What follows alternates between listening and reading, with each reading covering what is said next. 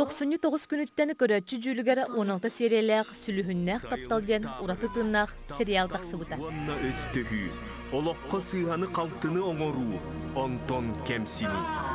Бу кине Сардана Севцева Дана Сарт сценарийынан режиссер Елена Эверстова ураты сатабылынан холлубут. Елена кырагы харагынан көрөтчүлөрү саттууны сылларга көһөртөн, ол сыллага 2 ыл ологун жахагын көрдүрөр.